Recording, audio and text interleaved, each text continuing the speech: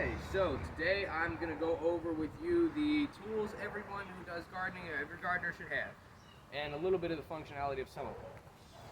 So, first thing I'm going to go over is a hoe. Yeah, the name's kind of funny, but this tool does some work.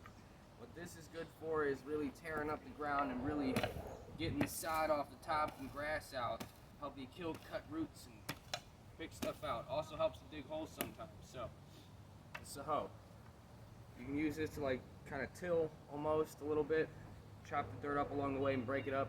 Get really great range of motion on swinging this thing, and it's really sturdy too. So there's your hoe. You need one of these. All right. Now I'm going to go to the little hoe. So this is my little hoe. It's considered a child's hoe, but I don't believe that's what it is. It's a little bent on a whack here. Use this quite a bit. So what these are is the same kind of concept as the regular hoe, except for they're smaller, which gives you a little bit different range of motion. You can really smack in there pretty decently and pull rocks and stuff out too. So little hoe, just a little bit more accessible than the larger relative of it. Alright, next I'm going to talk to you about a spade. So this is a spade. And as well, this is a spade too. Short handle, long handle. Long handle spade is great for standing on, digging into the dirt. Not really great for if there's rocks though. It's really hard to use. It's kind of what you can use the hoe to get around, but this is for digging. Here's a smaller one. This gives you a little bit better range of motion. It's not for your feet necessarily. You use this one with your hands like this and really dig in there. Use your force in that one. So, and these aren't meant for scooping, they're digging. So there's your spades. Alright, next shovel is a shovel. So this is meant for scooping. It's not meant for digging. You wouldn't get very far stabbing that in the ground. You'd be using it like a hoe, and it's not meant to be used that way. So what you can do is it's really good for scooping off the surface. Now if you see, you can scoop pretty flat and level with that.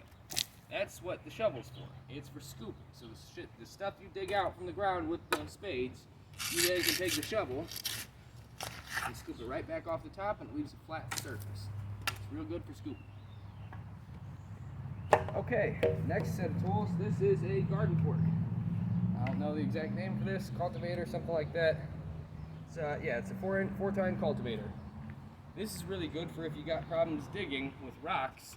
You can really get up underneath them and pick them things out.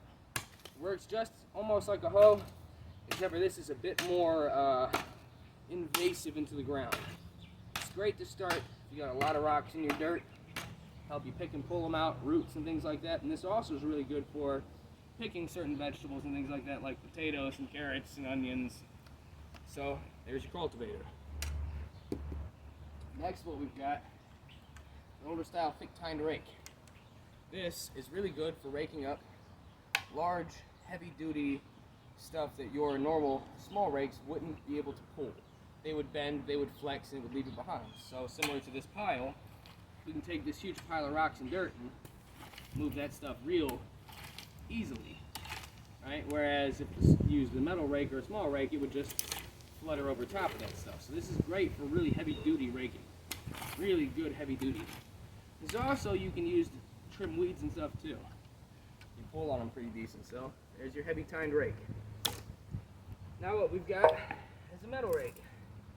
This metal rake is really good for getting leaves, getting debris, getting sod, getting grass up off of things, and it combs through the grass, but it is not good for raking dirt. We'll get to that in a second. This is good for raking organic things. So, well, dirt's organic, but plants. So it's really good at pulling out the grass from the dirt. See how we leave most of the dirt behind, and we can pull some of the grass out of it. It's a great segregational rake. You can pull things apart and separate them out pretty easily, although it is pretty decent for just general leaves too. Alright, now we have the plastic rake. This one you can use for dirt and soil. So if you look here, this has wide teeth. Wide, flat teeth. And these wide, flat teeth don't really, they stretch up a bit, but they don't do like the whole metal one does. And so you can rake the soil with these. Alright, you can use this to move a lot of earth really quick. Break it into a pile. So, you can see how it catches on there. Them little metal teeth are way smaller in comparison. They're about a third of that size. Alright, last but not least, we got 2 tools left. Here we have a pair of shears. This is great for pruning. You have a plant, you need to prune it, its leaves are too big, you know, it's growing the wrong way. You can just take and snip it right with this. This is great for also cutting roots and things in the ground too. So, you need a pair of these, and they fit right in your pocket too. I would say a hand trowel, but I feel like the cultivator is, I mean, you can do it with the cultivator. You don't necessarily need a hand trowel. That's a little bit more on your knees and stuff like that for planting. And last but not least, you need a pair of gloves. I got calluses on my fingers everywhere, and these things eventually, at first start as blisters, and that really hurts. You don't like to have blisters. They pop and they hurt and they sting, leaves open wounds. So get yourself a pair of nice gloves with some rubber grips on to hold your tools. So I hope that you found this video informational, enlightening. I hope that you take some of the things that I showed you here today and use them forth in your own gardening. And please, by all means, do not believe that this is an exhaustive list. I'm sure there are many other tools that you can use and would like to use, but I think these are the basic staples every gardener should have, no matter how big your garden is or how small. So thanks for watching. Click that subscribe button and follow for more.